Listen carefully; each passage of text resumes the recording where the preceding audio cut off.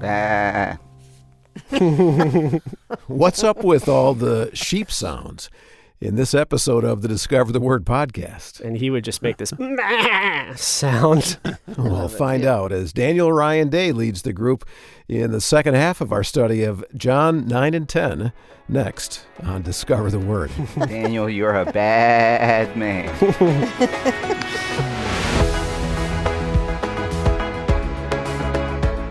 The last time on the Discover the Word podcast, Daniel Ryan Day began a study with Elisa Morgan and Bill Crowder and Rasul Berry of John 9 and 10, and focused on how understanding the context of a passage like this is so important. Context is king, is the Bible study principle they found helpful. Because as Rasul said, we often tend to separate sections of Scripture from one another that we really shouldn't. Sometimes the chapter splits that happen after the text was created by folks trying to help us understand better, but they can sometimes create an artificial separation. So I've always read chapter 10 as if it had nothing to do with chapter 9, like it was just kind of this reflection on being a shepherd. Yeah, but as we're going to see as we continue our study of John 9 and 10, that chapter division between 9 and 10 comes right in the middle of a thought, right in the middle of something Jesus is saying. And so in part one of this study, we explored the multifaceted story of Jesus healing a man who had been born blind and why everyone was so confused about what was going on. That was John 9. Now, we'll see in John 10 that Jesus continues to work on healing blindness, only a different kind of blindness. And he continues by telling a story, a parable. And so does this story, this parable, immediately clear up all the confusion and heal this other kind of blindness? Well, pull your chair up to the table with the group as we begin another hour of studying the Bible together on Discover the Word. And this is Discover the Word, one of the Bible engagement resources from Our Daily Bread Ministries, in which we invite you to walk with us through topics and passages that inform the way we read the Scriptures, challenge us as we live our lives as followers of Christ, and always point us to discover Jesus, the living Word, in the pages of the Bible. And in this episode, you're going to do that in John chapters 9 and 10 with Daniel and Rasul and Elisa and Bill. And remember, if you did not hear part one of this study, you will be at a bit of a disadvantage. And so at some point, I would encourage you to go to our discovertheword.org website or wherever it is you get your podcasts and listen to all the context discussion of chapter 9 that will lead us toward understanding how all this seems to be an effort by Jesus to reveal who he is. And grasping that message was tough for them. And it's still tough in a lot of ways for us today to truly believe and commit to. So, as I said, next, Jesus tells a parable, or actually a couple of mini parables. Daniel? Before we continue this series that we're on together, let's begin by refreshing ourselves on what a parable is and is not. I thought that would be helpful because we're going to see a bunch of mini parables in John chapter 10. And so we did a series called Jesus the Storyteller, where we talked about specifically what parables were in the ancient Near East, what they were, what they weren't, those types of things. So I thought maybe we would just start there. Do you remember some of the highlights of that series? I think for me, one of the most valuable is that a parable is not an allegory. Mm-hmm. It's not a story where every single thing in the story has some special significance or meaning. Yeah. And I think that's really important because a lot of folks try to make parables walk on all fours, and they're just not intended to do that. Yeah, sometimes there's just details for the sake of telling a story, and they don't have special meaning just because Jesus told them in this story. Yeah. Correct. Yes. So when Bill said walk on all fours, do you realize the symbolism of each of the four legs? Yeah, that would be allegorical. Yeah. And it's not like a Aesop's fable. Used to be big back in my kids' day. It had this like moralism that it would try to illustrate or depict that we were supposed to follow and be like in life. Yeah, and it would often end with, and the moral of the story is don't flatter others, or don't give in to flattery, or something like that. Or don't tell a lie, or What about you, Rasul? Can you think of any? Yeah, and I think one, just zooming out for a second and just thinking, isn't it interesting that Jesus decided to use parables and not simply philosophical, proof statements. Or I think there's something about the human experience that we're people of story, and Jesus really taps into that, because the parables connect with us on an emotional level, on a deep, visceral level. And I think there's something about his brilliance as a teacher that these things still connect with us, resonate with us so deeply. Yeah. But, to piggyback on that, we can miss it too, because we're not a first century agrarian society, and so some of the illustrations Jesus uses, we have to, punch pause for a second and go back to understand the culture in order to really understand the everyday meaning. I mean, I agree. Of course, Jesus is brilliant, but we need to use our wisdom, to step back and go, okay, what was the significance of soil and planting and animals and grain and etc. Yeah. And I think you're onto something there, Lisa, with the culture, because what Jesus was doing was not really, the stories he told were revolutionary, but the act of storytelling wasn't, because it was largely an oral culture. Yeah. Most people were illiterate, and so most information was passed down by word of mouth. Yeah. And so those are a lot of the things that the parables were not. As we think about what a parable is, which you're kind of starting to already talk about a little bit, one of the examples we used in that series was talking about them like a 4D or 5D or 6D theater, where it's an immersive experience, and you come in and you're invited not just to watch a film, but you might feel something tickle the back of your neck, or there might be wind that helps make the film come more to life, or the seats might move, things like that. So it's like this immersive experience where you're invited to see and to feel and to hear and to maybe identify with different people in the story. And then by being in that immersive experience, it changes, it shapes us so that we begin to see God differently, begin to see others differently, the world, ourselves, as we're shaped by the story. And so as we go into John chapter 10, we're going to see Jesus tell a lot of these mini parables. And I think that's what Jesus is inviting us into, is to picture the story itself, to feel the feels and hear the sounds, and to think about the setting. And then as a result of that, what is Jesus trying to say about himself, about the world, about others, about God, as we get into those stories? And so to pick up, we're at John chapter 10, verses 1 through 6. And maybe, Bill, you could read that for us. Sure. Very truly, I tell you, anyone who does not enter the sheepfold by the gate, but climbs in by another way, is a thief and a bandit. The one who enters by the gate is the shepherd of the sheep. The gatekeeper opens the gate for him, and the sheep hear his voice. He calls his own sheep by name and leads them out. When he has brought out all his own, he goes ahead of them, and the sheep follow him because they know his voice. They will not follow a stranger, but they will run from him, because they do not know the voice of strangers. Jesus used this figure of speech with them, but they did not understand what he was saying to them. So before we dive into the parable itself, did you catch that last line? Yes. What does it say, and do you find that as encouraging as I do? Yeah, they did not understand what he was saying to them. Yeah, I get that. I think sometimes we think to ourselves, like, if we were just there and heard Jesus say it, we would get it or something. And just, it's so encouraging to me that the people that were there, they heard it from Jesus' mouth. They could ask him questions. They were just as confused as we sometimes are. So when we're confused, we're in really good company there. And why might this be a confusing response from Jesus? What is Jesus responding to here? Well, it's following his whole conversation about the healing of the blind man, and that was quite controversial. We had a lot of characters in there struggling with it.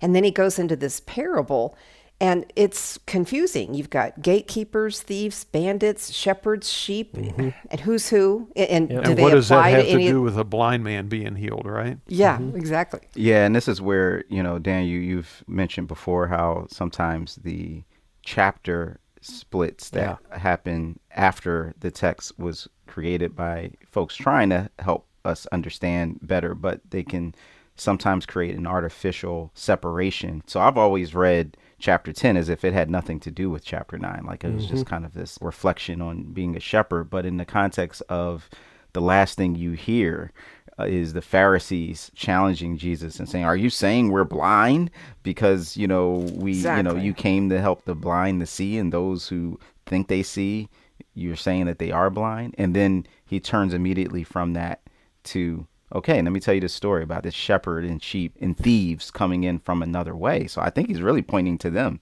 as the thieves in the story. Yeah, it's a sense, are you calling us blind? No, it's worse than that. You're thieves and bandits. That's what you are. And you don't know my voice. Yeah. And Jesus was literally in the middle of talking when the chapter division is added. And so it really kind of separates these ideas, even though they're one thought that Jesus is teaching from. The other thing too, so speaking of the blind man, there's a lot of confusion in that story. The man who was healed didn't know who Jesus was for sure at the beginning, but throughout the chapter comes to kind of realize who Jesus was. The neighbors don't know what's going on, so they involve the Pharisees to try to get clarity. The Pharisees split into two groups throughout the chapter because half of them think, well, Jesus has got to be something special because he's doing these amazing works. And then the other half is like, yeah, but the way he broke the Sabbath, he's just a sinner like everybody else. The parents don't know what's going on. Like, there's a lot of confusion in the passage. And Jesus's response is to tell this story about gatekeepers and sheep versus what I would expect, which is like, well, let me go back through and let's just clarify some things. Instead, he tells a story. And then there's also this theme throughout chapters 7 through 10 of just like a deep confusion on who Jesus is. And that kind of continues to build into chapter 11 as well after this story. I thought it might be helpful to read kind of a highlight of that confusion. If someone could read John 7, verses 40 through 41, this is capturing this confusion about Jesus that continues to drive the story forward. Sure. When they heard these words, some in the crowd said, "This is really the prophet." Others said, "This is the Messiah." But some said, "Surely the Messiah does not come from Galilee, does he?" So you can hear the confusion there, right? Like, who is this guy really? What is he trying to do? And that's going to continue throughout this chapter as well. Yeah, the people seemed confused about Jesus' identity, but the religious leaders find out at the end of chapter 8 that in Jesus' mind, there's absolutely no confusion about his identity because he declares himself to be the I am. Yeah. True. And we're going to see the way this chapter ends in particular. He's going to say something that at the end of chapter 8, they wanted to kill him. In this chapter, they're going to want to arrest and kill him as well because of his claims to be God. Let's just try to quickly untangle a few ideas in this. So if someone could read the second half of verse 3 about the sheep. Go ahead, Rasul. The sheep hear his voice, and he calls his own sheep by name and leads them out. Who was the person in chapter 9 that heard Jesus' voice and followed him? It was the blind man. The blind man. So, and he obeys Jesus' command to do what? To go to the pool and wash himself. Yeah, and as a result, he's healed. And so at least there's a little hint in this story of like, well, who's the person that's listening and obeying? Okay, we have this man who was born blind. And so in some way, I think the sheep are represented by this man, which would make Jesus the shepherd of the sheep. And what are kind of the characteristics of the shepherd that are described in this passage? Well, he calls his sheep by name, and he goes through the gate only, and he calls them out. Mm-hmm. They know his voice. They follow him. He goes out in front to lead them. So we begin to see this kind of picture maybe of what Jesus is painting there. There's two more characters in this short section that I'll just mention briefly because it's hard to figure out exactly who they are in the story. There's the role of the gatekeeper, which is to protect the sheep, especially at night, and keep them safe from thieves and bandits. They're supposed to know the shepherd. They're supposed to open the gate when the shepherd comes. Who are kind of the religious gatekeepers of Jesus' time?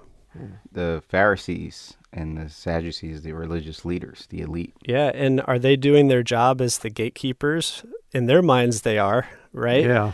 But they're actually keeping the shepherd from the sheep. And I appreciated in some of our other conversations, we talked about how we make all Pharisees, all religious leaders, the bad guys. And, there was a sincerity to their efforts to protect the law and to protect the Hebrew people, the Jews, for the law. Yeah. And so I think there's a sincerity there in some cases, and there's a self-righteousness there in other cases. Yeah, I think that there's a sense in which they probably considered themselves the gatekeepers, but Jesus brands them more as the thieves and bandits. Yeah, and the thieves and bandits are the other characters in this little parable, and what are kind of characteristics of a thief and bandit? Do they want what's best for the sheep? No. Yeah, they have their own selfish motives. But I think ultimately the point of this parable, as we're invited into this immersive experience, is I think Jesus is trying to help clarify some of that confusion about who he is.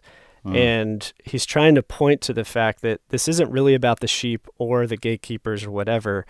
He's revealing himself as the shepherd. And so going back to what are some of those characteristics of the shepherd, the gatekeeper opens the door for him. He calls his sheep by name. They know his voice. They follow him. He goes out in front to lead them.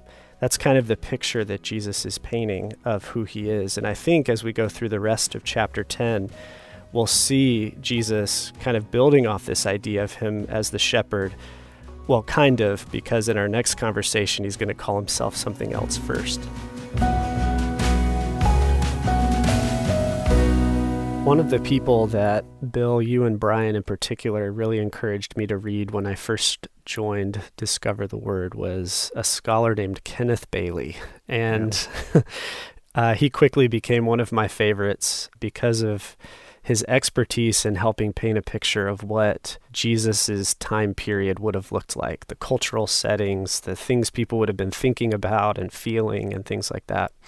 And so I thought it might be helpful as we continue talking about Jesus sharing these parables, specifically about sheep and gatekeepers and all that, to talk about what culturally that would have been like for them, what they would have been picturing and thinking about. Well, the thing that I appreciate most about Dr. Bailey was that he spent much of his career teaching at a seminary in the Holy Land area in the Middle East. And he spent a lot of time out in Bedouin villages and out experiencing culture where it still lived very much the same way that it would have been in Jesus's day. So there's a lot of almost firsthand experience on his part that he shares with us in his books. And he's just a brilliant, brilliant guy with that. And one of the things that was really helpful as I was thinking about these parables in particular is just his emphasis on the context of small town village life in particular. And even when we see cities in the New Testament, we think of like really big cities like New York or LA or something like that. But even some of the biggest cities are way smaller than what we would picture. And so much of Jesus's ministry and teachings and life happened in these really small villages. And for this context, those families would own a few sheep. There were some shepherds that had bigger flocks, but for the most part, a lot of families would have a few sheep. At night, there would be a courtyard in the village where several families would put their sheep in together. They would have an agreement on who would watch the sheep at night. And no surprise here, it was usually a kid that would be the gatekeeper. And in the morning, the shepherd would come, and the person who was the gatekeeper would recognize that person because they do life together, and they're in this small village, and they would call the sheep out, and the sheep would follow the voice of their shepherd, which was some of what we heard in the last parable that Jesus said. Yeah, sometimes they would have a little whistle, and they would blow a certain kind of tone or note, and each shepherd's group of sheep were kind of trained to listen for that specific thing, and they would use that sometimes to call them. Yeah, like a sheep flute is one of the terms, And sheep really are that good at recognizing noises that they get used to. We raised sheep for a while, and one of our sheep in particular, Sven was his name, was the loudest sheep you have ever heard in your life. And he would just make this sound. And if I did it loud enough, it would like blow people's speakers in their cars because of how loud he was. And Rebecca and I would laugh because as soon as he heard the garage door shut, he would start yelling because he knew that meant my son was bringing his breakfast. Right? So like that's how good at that tone, that sound, recognizing that and knowing what's coming as a result. And that was important because oftentimes the sheep would mingle outside of that too, at a watering hole or at a stream or something. And so being able to recognize the voice, the sound, the flute of their shepherd was really important to know who to follow. As we continue looking through these parables and thinking of Jesus as the shepherd who calls his sheep to follow him, kind of keep that picture in mind. And so After mini parable number 1, where Jesus is kind of describing himself as a shepherd and trying to help people who were confused understand a little bit more about what Jesus was saying, and that ended with they were so confused they didn't know what he was saying, Jesus decides to do the exact opposite of what we'd expect and mix his metaphors and claim to be something else. So we're going to see that now. So Yeah. John chapter 10, verses 7 through 10. Maybe Rasul, you could read that for us. Got it. So again, Jesus said to them, "Very truly I tell you, I am the gate for the sheep. All who came before me are thieves and bandits, but the sheep did not listen to them. I am the gate. Whoever enters by me will be saved and will come in and go out and find pasture.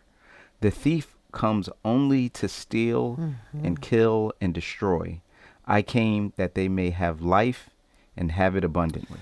Yeah. Yeah, we're used to seeing that last phrase on coffee cups and banners and pillows and everything else, but it's a powerful statement. I've come that they might have life and have it abundantly. That's a great statement. And that's a good point, Bill, because we detach it from the first part of his statement that the thief comes to steal and kill and destroy. And they really go together, the contrast Jesus is making. And who is the person that in this context followed Jesus's voice and discovered a different type of life than he had before? The blind man. Yeah. The man who was born blind. So there is like a very real example that we're walking with as we get to that idea. It's not just some proverb thrown out there. There's a very real person that it's tied to as well.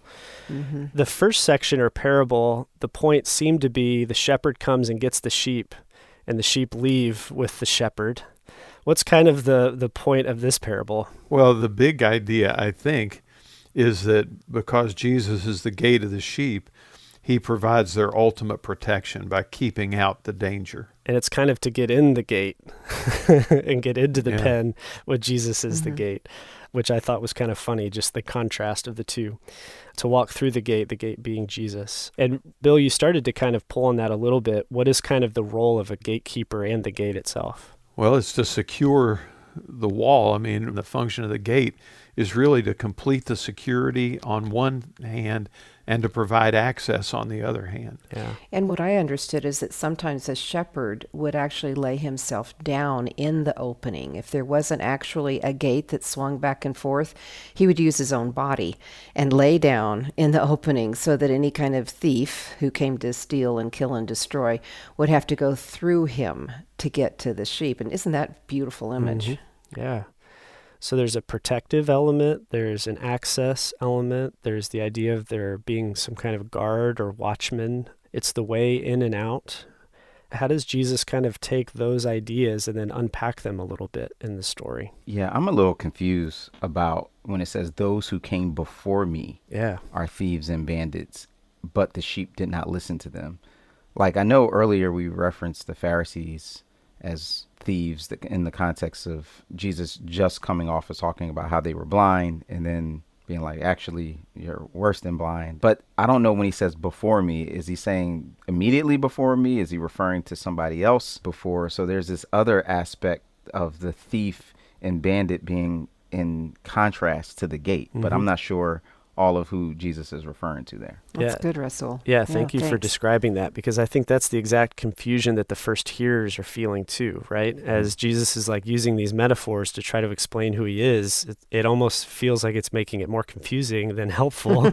and honestly, I'm still not convinced too that Jesus is saying the Pharisees were the thieves in the first story, because I think they could very much be the gatekeeper that was supposed to let the shepherd in and out and was keeping Jesus from getting to his sheep in a way too.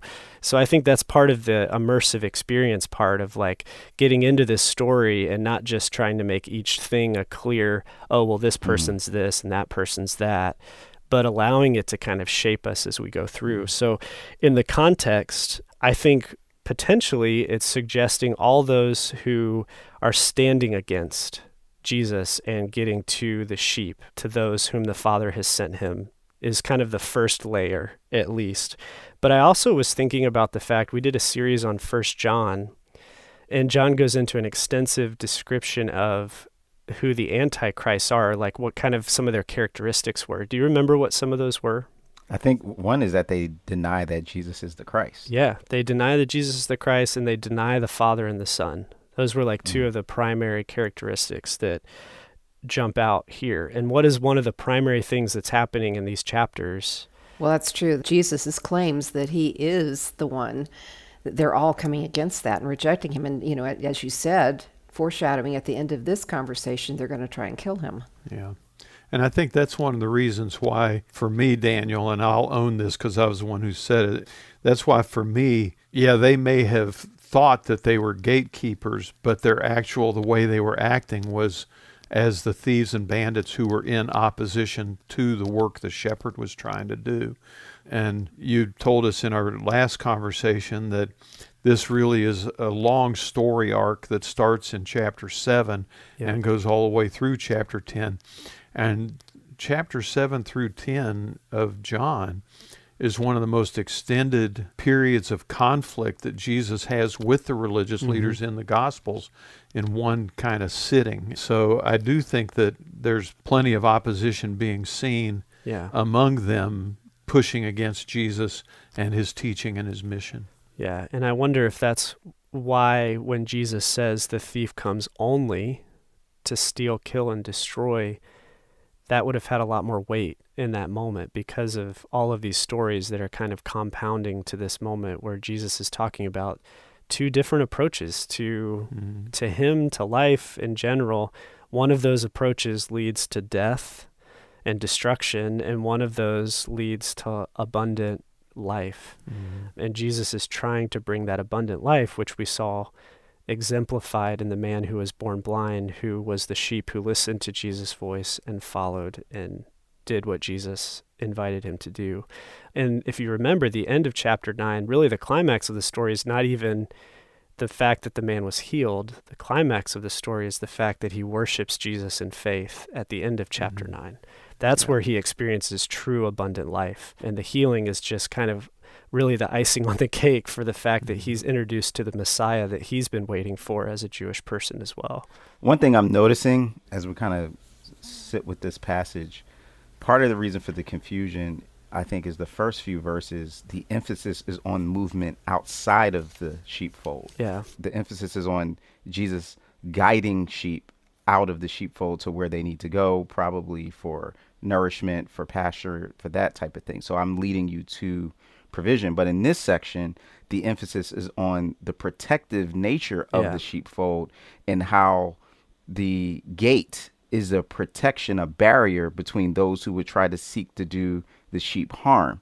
And so it's a different kind of dynamic that is being emphasized, although the locations that are being described are the same. So in this context, the issue is stay in the sheepfold because I protect you from thieves and bandits who will try to steal you and pluck you away. Yeah, that's good. Yeah, so it kind of feels like we're getting somewhere as we begin to pull on some of these threads and see what Jesus is describing. But hold on to your sheep flute, because now that we're comfortable with Jesus being the gate, he's going to claim to be the shepherd again. And we'll pick that up next time.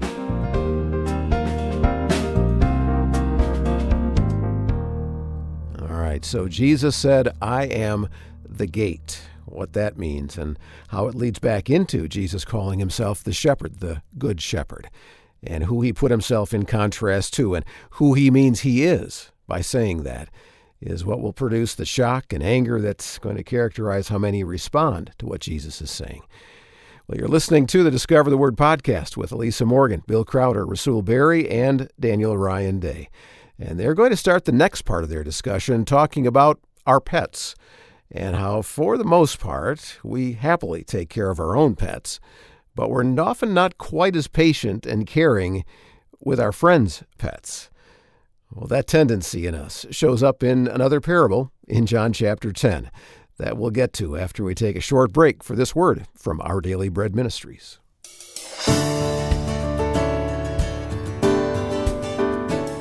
Now, did you know that besides Discover the Word, Our Daily Bread Ministries produces a handful of other podcasts to strengthen and encourage you in your daily walk with Christ?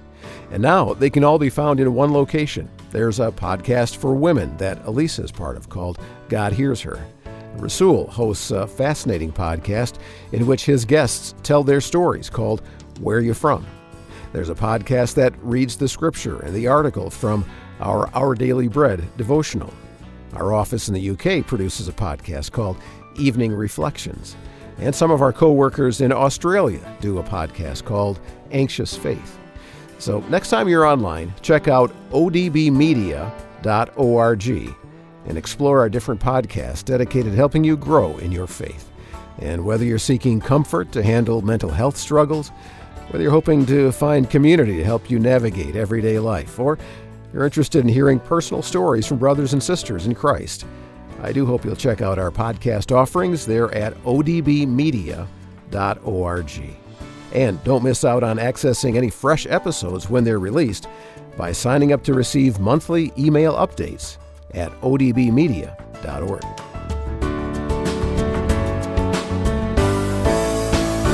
And now let's join the group at the table as Daniel gets into this part of the discussion about sheep and shepherds by asking this question. What's the difference between taking care of your own pet and taking care of someone else's pet? Well, I want to start off by saying that's the reason why I don't have pets. That way I don't have to take care of any of them.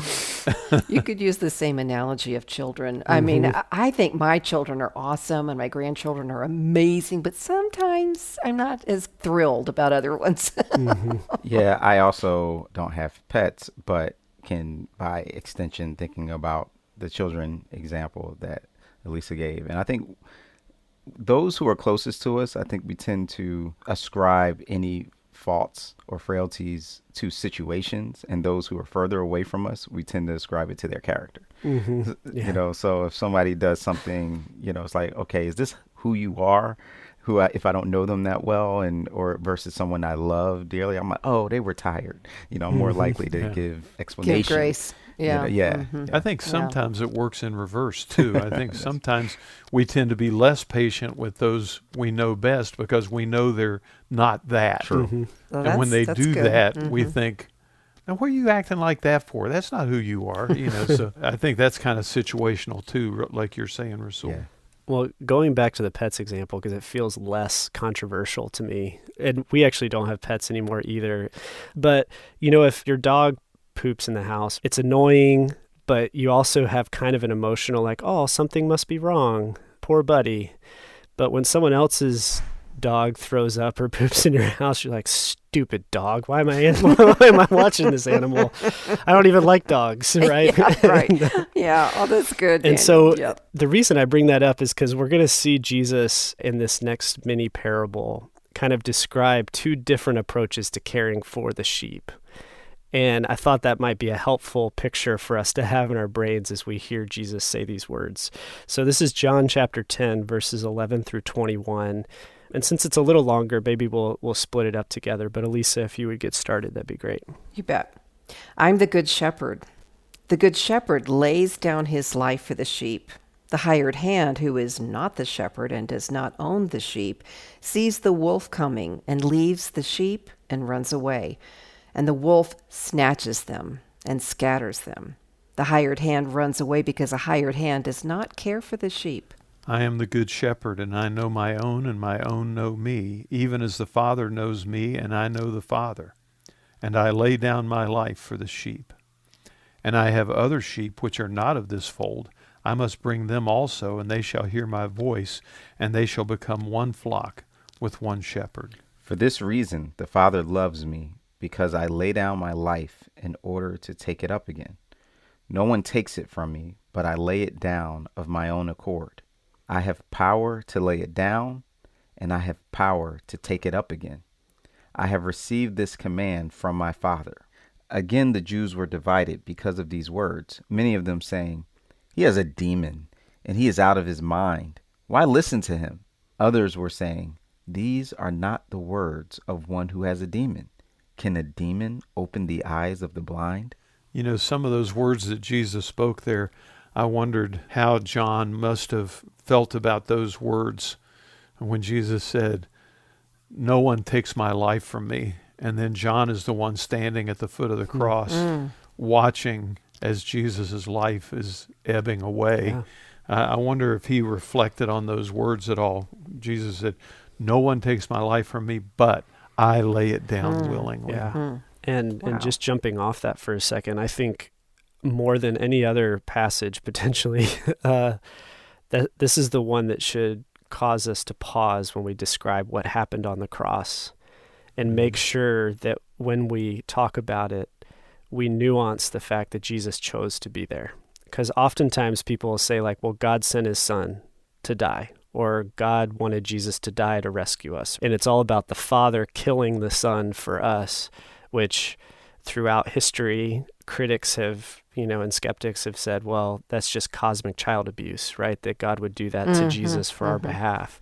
But in this passage, we see a very clear picture of Jesus saying, no, I lay down my life for the sheep. Yes, the Father sent me, but I'm also here as a willing participant in this story and not just because God sent me. So just for us as we nuance that as we're describing it. So Jesus describes the Good Shepherd. This is probably the clearest statement we get so far that yes, he's the shepherd. We thought he might be the shepherd in the first conversation. Then he said he was the gate. Now he's the shepherd again. So we're getting some more clarity around who Jesus is. In that first conversation, we talked about some of the characteristics of a good shepherd. What were some of those? Well, the sheep know him by his voice. He calls his sheep by name, which is so specific. You think of other places in Scripture where God knows us by name. That's just incredible. And I think about Psalm 139, that he knew us in our mother's womb. He just has intimate knowledge. And then he goes out in front of them.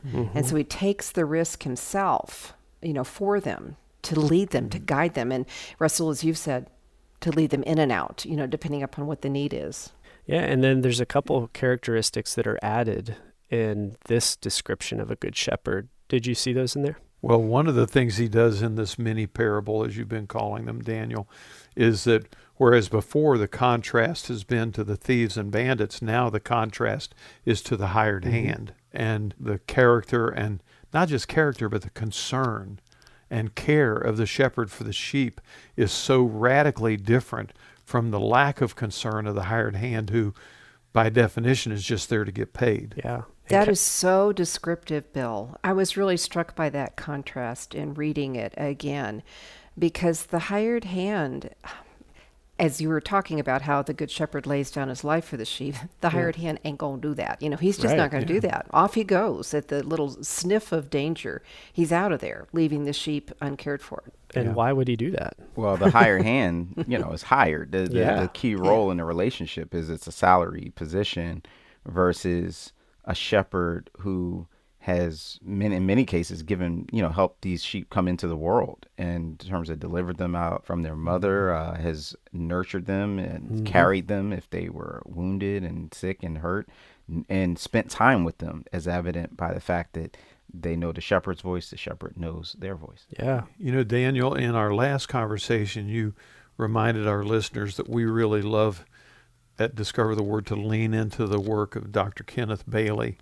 And he did an entire book on the imagery of shepherds and sheep throughout the Scripture. And it's like 9 or 10 different times that imagery appears. And it all kind of finds its roots in arguably the most famous shepherd passage, which is Psalm 23. And that makes me wonder if when Jesus says the words, I am the good shepherd, if the people in the crowd's mind would go back to the Lord is my shepherd, I shall not want, and unpacks from there. Well, and not just there, but there's other places in the Old Testament as well where first Moses and some of the other leaders are described as a shepherd, but ultimately as under shepherds to the ultimate shepherd, which was God himself. And so God's described throughout the Old Testament as a shepherd. Yeah. So I think this is one of the nods that Jesus is giving to the fact that you think of God as your shepherd. I am also that shepherd, because ultimately at the end of this passage he's going to claim to be God in a clear enough way that they want to kill him. And there's a mantle of shepherding that goes on with believers too. We'll see Peter write about it and reference Ezekiel and poor shepherds. We are called to be God's under shepherds, representing him in our world. So this is a clear metaphor. Yep. And as we think about the hired hand, so it's someone who the sheep don't belong to them, so they run away when there's danger. As we think about chapter 9, who were the people that you could describe it in some way as ran away or fleed the tension that was there. I think of, honestly, the blind man's parents Yeah. kind of just stepped away from the whole situation because they didn't want to be kicked out of the synagogues. And so they just kind of punted the issue of, how did your son get sight? Ask him. Yeah. He's of age. Yeah. And even the neighbors, to an extent, they got confused. They couldn't figure out what was going. So they're like, well, we'll just get the Pharisees to figure it out. And the whole thing started with the disciples Asking a question. The question itself wasn't a terrible question, but it was a terrible question in the sense that it took this guy in all of his misery and turned him into a riddle instead of seeing him as one of the sheep that's going to be cared for by the shepherd. Yeah. And then we have a wolf in here that causes fear, that scatters, that attacks. Who is kind of that fearful, scattering voice in chapter 9? I think definitely the Pharisees Yeah. are actively trying to challenge and coerce everyone into denying Jesus, and even trying to put words in the man who received sight's mouth to say, well, he's a sinner, so he couldn't have healed you. Yeah, and they put so much tension there that the reason the parents run away is the fact that the Pharisees had made it well known that if you called Jesus the Messiah, you would be kicked out of the synagogue. And so there's that scattering there, or that fear that's within chapter 9. And then perhaps Jesus is also just continuing to do what he's done in the first couple parables, which is there's like these two threads going throughout. One thread keeps a nod to who Jesus is and the abundant life that he offers and what he's hoping for his sheep and what he provides. But there's also this thread in each of these parables, which is kind of a negative voice or a fearful voice or a thief or a bandit or a gatekeeper that's not doing their job, or in this case, a hired hand, which is kind of, again, going back to what was the question that the Pharisees asked that initiated all of this teaching that Jesus is giving. Are we also blind? Are we also blind? And so we have this thread of Jesus describing, well, maybe. Here's some of the things you could look at to see whether you're blind or not. Which of these two groups are you kind of falling into? And that's really how this whole passage ended. We saw in chapter 9 that often there were these two groups that formed. One group was convinced that Jesus could not be the Messiah because he broke the Sabbath in such a complete way. Another group was like, yeah, but look at what he's doing. And even the blind man himself said, I don't know if he's good or bad. All I know is once I was blind and now I see. Yeah. And so what are the two groups that we see here at the end of this section? Well, the Jews and Jesus, right? Yeah, but even within the Jews, there's a division Yeah. of two groups. Yeah. It's interesting, Daniel, as you're walking us through these many parables, we're starting to see the threads that run between them. Mm-hmm. In each one, you have this positive figure who is the shepherd, the gate, the good shepherd. In each one, you have the sheep running through it. And in each one, you have the negative character, which is maybe the thief and bandit, or maybe the robber, or maybe the wolf. As Jesus gets deeper and deeper into this set of many parables, things are starting to clear up a little bit. At least it seems that way to me. Yeah. And so the two groups that we see here at the end, one of them says, well, Jesus is a demon and out of his mind, which is really intense now. Yeah. And then the other group is like, these are not the words of someone who has a demon. Can a demon open the eyes of the blind? And so again, we see those two groups there. Which causes me to think that we can expand who the thief and the bandit is. I think Jesus is escalating this, not just to talking about Pharisees or Sadducees or religious leaders, but the person who is blinding even those who don't see him in his true identity, right? Paul would later on refer to the fact that Satan blinds people from being able to see Jesus as the Christ. And so the fact that they now are connecting this to a demon possession is the utter height of the blindness, to see that you're actually attributing the one who is God incarnate to being demon possessed because you don't understand what he's saying. That's a real depth of blindness. Mm-hmm. Yeah, and I think that's really kind of what we see unfolding throughout each of these. Is there was a group of Pharisees that had assumptions about who Jesus was based on their desire to keep the Sabbath perfectly. And because Jesus did things differently, they were holding on so tightly to that they could not see Jesus outside of a Sabbath breaker. And so they missed the healing. They miss what Jesus is describing. They miss the abundant life that Jesus wants to offer because they're holding so tightly to that. And it seems like that's getting more intense the deeper into this story we get.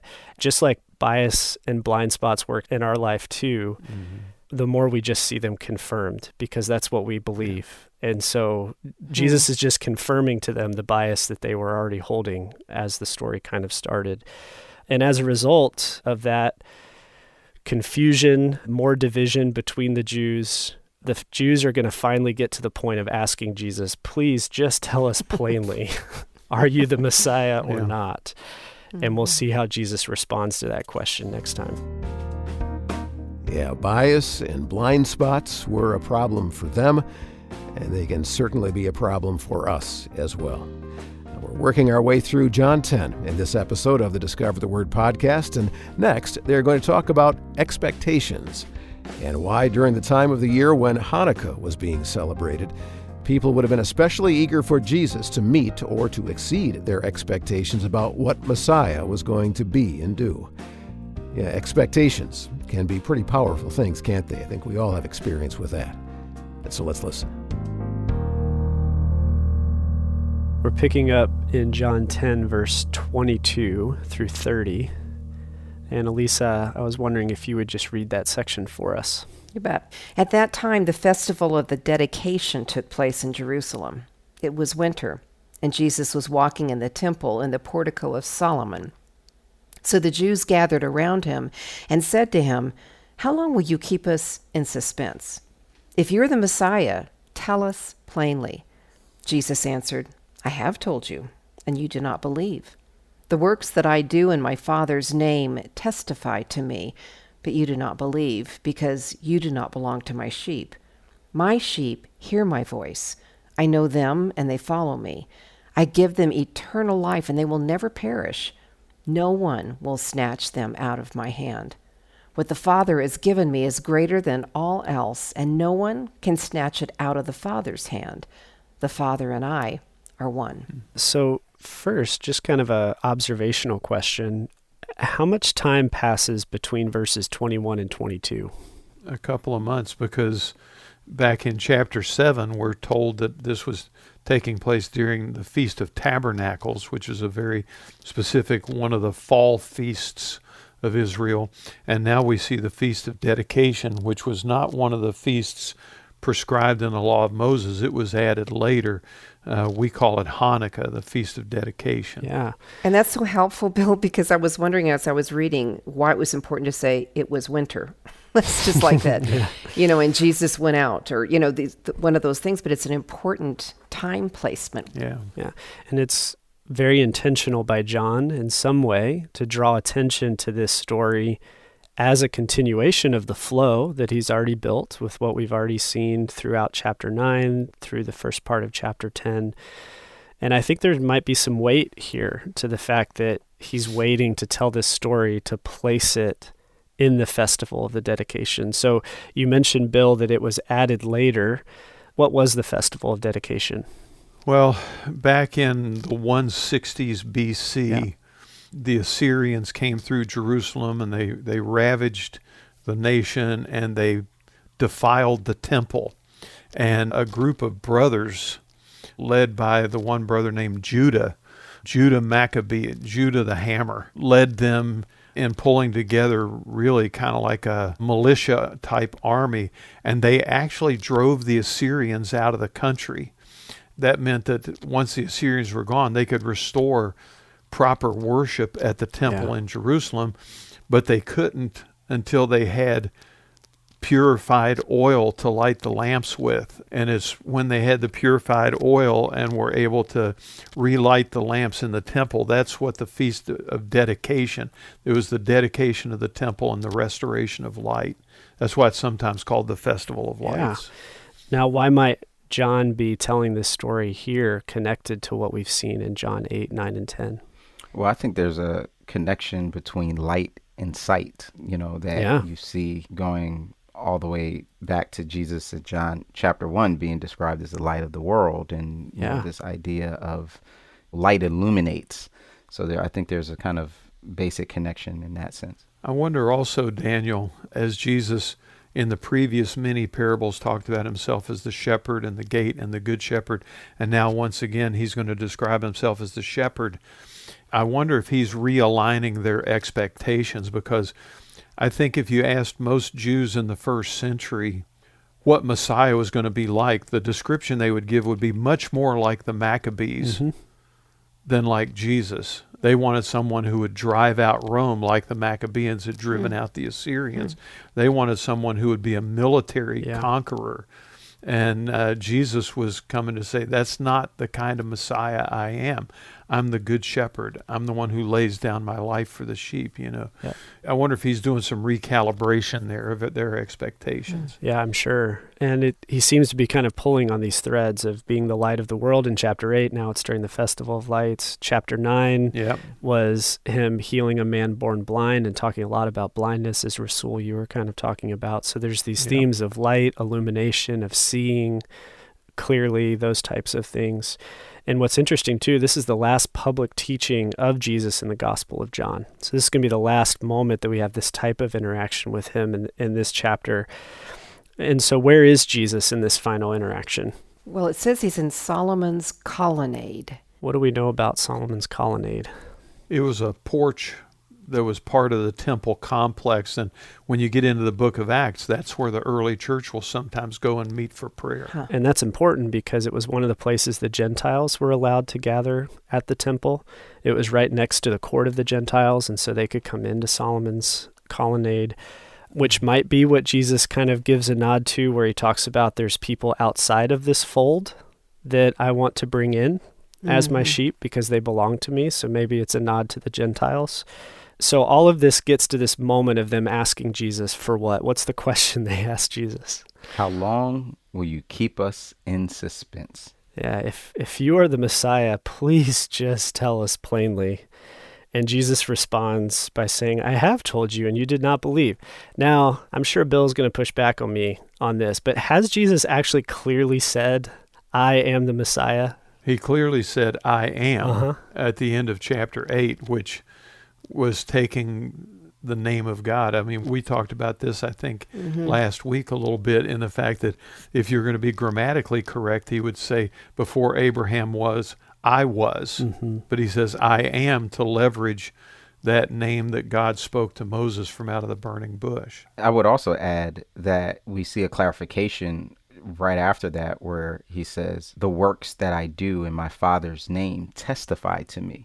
So that's using verbal language to describe what his works have done. So he's saying, okay, you just seen me give sight to someone who was born blind, something you have never seen before. And if you go back to Isaiah 61, the Spirit of the Lord is upon the Messiah to offer recovery of sight to the blind. So in a sense, he's saying, I have told you through my works, I have told you through my teaching who I am, and they testify to me. Yeah.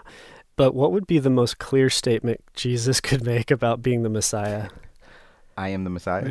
Yeah, right? Like they just asked Jesus, please just tell us plainly, are you the Messiah? Yes, I am the Messiah would be the clearest statement he could make. But apparently he felt like he had said it clearly enough that he responds with, I've already told you that. But I just think this is a gift to us, though, because sometimes we get so confused in these passages and we're just wanting clarity.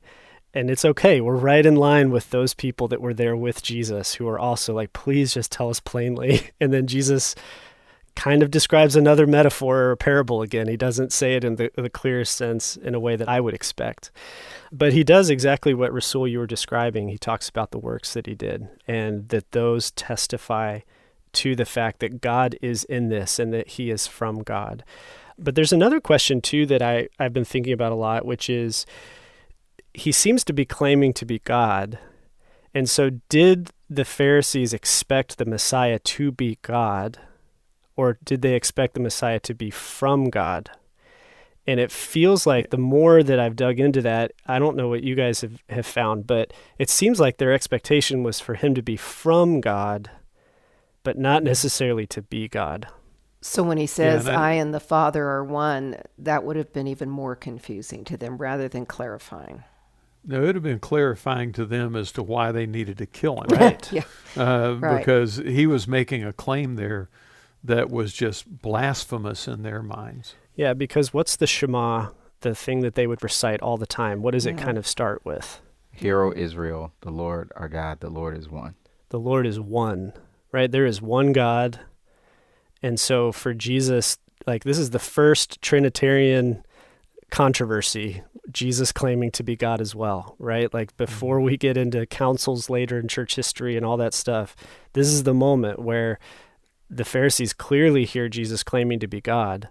What they were asking was, are you the Messiah? And so I feel like there's a little bit of a difference there. One of the lines that I really want to draw our attention to, because I find this really encouraging too, is Jesus says, I give them eternal life, and they will never perish. No one will snatch them out of my hand. What does that make you think? How does that make you feel, especially in light of everything that we've described in chapter 9 and 10? Well, again, he's describing the safety of the sheepfold. Only the sheepfold is now much smaller. It's not just this wall in which the sheep come and stay. We're actually held and protected in our shepherd's hands. Yeah. And no thief or robber or hired hand or whoever, wolf, can come and steal us away. Yeah. So think about what Jesus has described about his sheep. He knows them by name. They know his voice. He protects them. He goes out in front of them. He holds them in his hand. No one can snatch them out of his hand. He lays down his life for the sheep. All this confusion that we started talking about at the very beginning of who is Jesus and what is he like and what is this Messiah like and all of those things, Jesus is slowly giving this beautiful picture of the type of Messiah that he is. He's very different from their messianic expectation, but if they accepted him, they would find that he was much better than their messianic expectation. Daniel, tell me if I'm off on this, but I feel like this crescendo is starting to make sense when you put the pieces together. Why is he mixing metaphors? Because one metaphor doesn't do, because he's over and beyond any individual. He's not just David, who was a good shepherd. He's the son of David, who actually created David, right? Like, he's not just a gate. And in terms of what Bill was just saying with the messianic expectation, what better place than to reveal and break their messianic expectations than at Hanukkah festival, where there was a messianic expectation of the Maccabees, but now you're elevating that to a different level, which became very nationalistic and says, actually, it's not just about us. It's I'm going out and getting additional sheep, and I am fulfilling the full vision of what it means, but that can only be possible because I am not just a man. Yeah. And Jesus really emphasizes that by the way it ends, where he claims to be God so clearly that the Pharisees decide, okay, we got to arrest him. So literally this whole section ends with, which we'll see next time, the fact that they want to kill him. And so that's where we'll pick up the story. And so this is where all we've been talking about in these 2 episodes of the podcast has led to Jesus revealing who he is. Now, they probably expected the Messiah to come from God, but this claiming to actually be God, that was a surprise and was not what they expected at all. And so what Jesus says in response to their anger and unbelief is where we'll close this study of John 9 and 10. Because many finally were beginning to understand what Jesus was claiming. And while some believed, others were not happy about it at all. And they felt like they had to do something about it. And so we will wrap this up right after we take time to peek ahead to what we'll be doing in our next Discover the Word podcast. And next time on the Discover the Word podcast, author and pastor Robert Gelinas joins the group for a look at the most often prayed prayer in the Bible, the mercy prayer. Lord, have mercy. When you start going through scriptures, the most prayed prayer in the Bible is some form of the mercy prayer. It is the most prayed prayer in the Bible. Now, this is a re-release of some conversations that we had with Robert almost 10 years ago now. But I'm not going to lie, we were shaped by this focus on the mercy prayer. And so be part of the group as they talk about making the Bible's most prayed prayer our most prayed prayer. The mercy prayer, next time on the Discover the Word podcast. And now, here is the conclusion of our study of John 9 and 10. John 10, verses 31 through 42. Let's go around and pick up where we are in the story. Maybe, Bill, you could get us started. Okay. John 10, verse 31. The Jews took up stones again to stone him. Jesus answered them, I show you many good works from the Father. For which of them are you stoning me? The Jews answered him, For a good work we do not stone you, but for blasphemy, and because you, being a man, make yourself out to be God. Jesus answered them, Has it not been written in your law, I said you are gods? If those to whom the word of God came were called gods, and the scripture cannot be annulled, can you say that the one whom the Father has sanctified and sent into the world is blaspheming because I said I am God's son? If I am not doing the works of my Father, then do not believe me. But if I do them, even though you do not believe me, believe the works, so that you may know and understand that the Father is in me and I am in the Father. And then they tried to arrest him again, but he escaped from their hands. He went away again across the Jordan to the place where John had been baptizing earlier, and he remained there. Many came to him, and they were saying, John performed no sign, but everything that John said about this man was true. And many believed in him there. So why do the Jews want to stone Jesus? Because they understand what he's saying. I mean, he, as we saw in the last conversation, Daniel, he might not have been clearly answering their question, are you the Messiah? But he was clearly making a self-identifying statement that they completely understood. Yeah, because he was claiming to be God. And they may not have expected the Messiah to be God, but to be from God. And Jesus seems to be answering a question they didn't ask, which is, They asked, are you the Messiah? And Jesus is saying, I'm God, which seems to completely up the emphasis of what was happening in this passage. Jesus quotes kind of a confusing response. I feel like we're getting into this habit of someone asks a question and Jesus responds with something that doesn't feel very clear. And so that kind of happens here as well. Jesus quotes Psalm 82, verse 6. And if somebody would read that, we'll kind of hear, I guess, what Jesus is referring to there. I got it. Psalm 82, 6. I said, you are gods, sons of the Most High, all of you. And then how does it end? Nevertheless, like men, you shall die and fall like any prince. So what is Psalm, it might be helpful to know a little bit of the context of Psalm 82. So what is Psalm 82 about? Well, it's in book 3. Mm-hmm. Book 3 is the kind of falling apart of the kingdom that leads to captivity. So this passage comes as a critique to Israel because God has appointed them to be his justice workers in the world. These workers of justice were supposed to care for the weak, for the orphan, for the lowly, for the destitute. But instead, the psalm describes them showing favoritism to the wicked, and those wicked are those who take advantage of the most vulnerable. And so they're not doing their job as the justice workers. And as a result, God is going to judge them for that. So how is Jesus kind of using that idea or some of those ideas here to describe this answer to the Pharisees' question? I'm not sure if I'm going to say this very clearly either, but is he calling them up to or back to the best God had in his creative intent for them, for all of us? You know, I put you here to be my image bearers, and you're not doing that. Yeah, I think that's definitely part of it for sure. Rasul, I can see a expression on your face. I feel like you either have something to say or a question or something.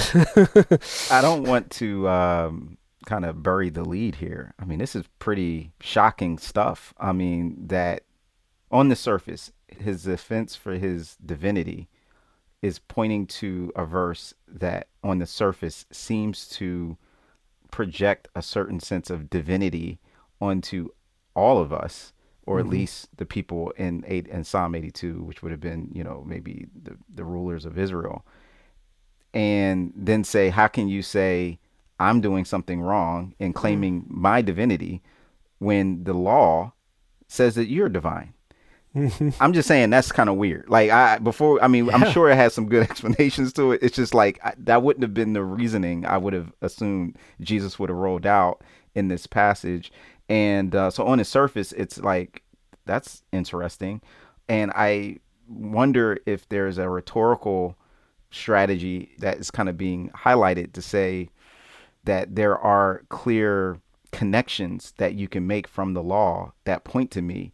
But that's not what he said. Like, I'm just got to, right there in the moment, it just seems like he's making this verse and saying, hey, it's saying that you are God, so why are you getting mad at me when I call myself God? Yeah, and I wonder if this kind of ties into what you were describing in our last conversation, which was Jesus uses a bunch of different metaphors because no one metaphor captures really fully who Jesus is. Right. And maybe in this passage, what Jesus is doing is like, look, first of all, you shouldn't be that surprised with what I'm saying because it's written in the Old Testament that all of us are representatives of God, are sons and daughters of God. Yeah. Going all the way back to Genesis 1. But then I wonder if what Jesus is doing is setting up the fact that he fulfills that in a way that no other human being has ever been able to fulfill it. Yeah, that he's like this ultimate picture of what it means to be human and a son of God, because he's already claimed to be God. So it's almost like now he's emphasizing the fact that he's also fully human in a way that he is the justice worker that shows the rest of us what that really looks like in the world. You know, Daniel, I think all of this projects back to the term that Elisa used, and it's one that we hear a lot in church circles, and that's the term image bearer. Yeah. We're all created in the image of God, in the likeness of God, as a way of representing God, to use your term. And I think that what Jesus is pointing to there, while it feels complicated and even a little bit obtuse, he's really pointing back to that original creative intent of God, that as his sons and daughters in the world, that we would represent him well, and they weren't doing that. Yeah. And who was the person that Jesus approaches in chapter 9, and he does a work of justice and cares for that person, right? Because all of this is building off of that story. Yeah, the blind man. So Jesus healed a person who was most vulnerable. And then later on in the story, when that blind man gets kicked out of the synagogue because he declares who Jesus is, we got to that amazing verse where it says, Jesus heard that he had been kicked out and went and found him. It's one of my favorite parts of this whole thing. Yeah. Yeah. So Jesus is this justice worker who looks out for the most vulnerable, goes after them, just like he's a shepherd who leads his sheep and goes out in front of them. So he seems to be kind of setting up this whole idea. And then ultimately he points to kind of a litmus test for, here's the best way you can figure out who I am. Look at the works that I've done. Like, let's get rid of everything else. Just look at the works that I've done. Am I the type of person you would expect to be the Messiah or not? Like, if I were to paraphrase what I hear Jesus saying there is, I said I'm the Son of God. If I'm doing the works of the Father, believe me. But if I'm not doing the works of the Father, then don't believe me, right? Like, here's the works. And if you don't believe in what I'm saying, just believe in me because of the works that you see, which Rasul, you kind of pulled on that thread before as well. And so as a result of all of this, what ends up happening at the end of this section, the end of chapter 10? They try to arrest him again, and he escapes into the Transjordan to get away. And I guess it's when he's there that, as you move the story forward, he gets word that his friend Lazarus is ill. Yeah. And that leads into that story. But also at the end of chapter 10, some want to arrest him again, but others believed in him. Yeah. So we end up at this two groups again that we've kind of been tracking through chapter 9, tracking through chapter 10, of one group tries to arrest Jesus again, tries to kill Jesus. They're convinced that he is not the Messiah. But then there's this other group that do exactly what Jesus says. They see the works that he is doing, and they're like, man, this guy has to be from God. And as a result, they believe in him. Yeah, and I kind of think when we look at the entire context that you've helped us with going from John 7, I think we can see essentially the argument that Jesus is making by appealing to Psalm 82:6.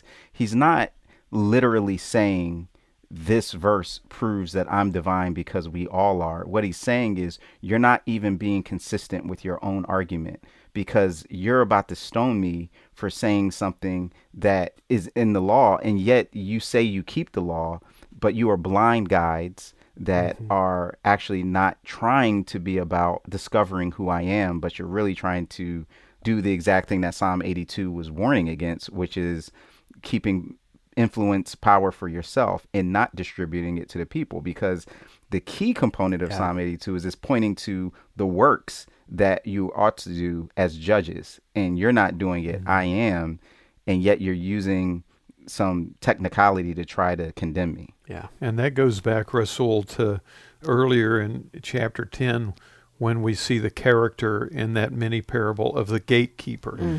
A gatekeeper can be either a positive or a negative. It can be either a protector or a prohibition. And I think that what you're pointing out is that they're taking their gatekeeper role to such an extent that they're even prohibiting the understanding of their own scriptures. Yeah. The gatekeepers are preventing the shepherd from getting to the sheep. Yeah. And the sheep from That's getting to right. the shepherd. And all of this comes as a response to the questions the disciples ask when they pass a man born blind. Who sinned, this man or his parents, that he was born blind? And so we have all of this kind of unfolding as a result of that one question. And the point was, this isn't a judgment story. This is a story to reveal who Jesus is and the works that he will do. And we get introduced to this very good shepherd who knows his sheep by name. He loves them. They know his voice. He protects them. He leads them out to pasture, which Psalm 23 describes as green pastures and still waters. And ultimately, he lays down his life for his sheep because he loves them that much. And the amazing thing, of course, about this story is that we're invited to be his sheep too, and to find that he is our good shepherd as well.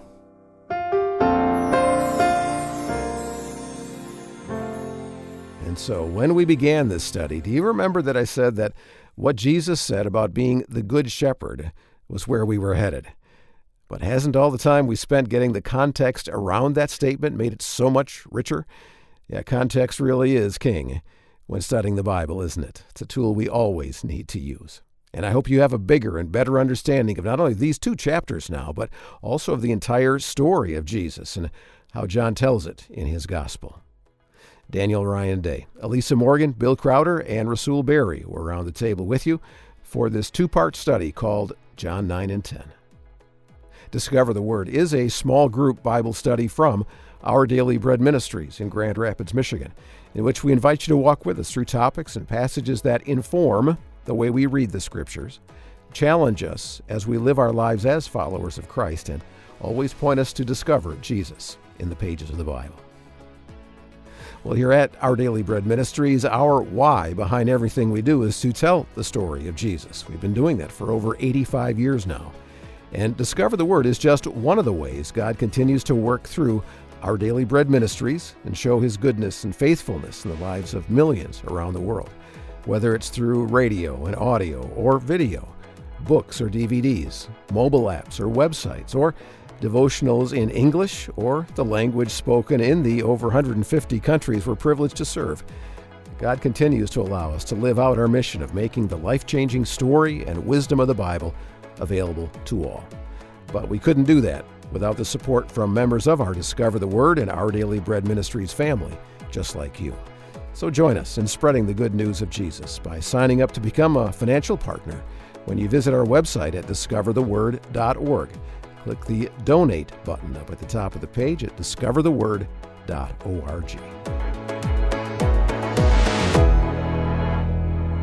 All right, well, thanks for listening. I'm Brian Hettinga. Discover the Word is provided by Our Daily Bread Ministries.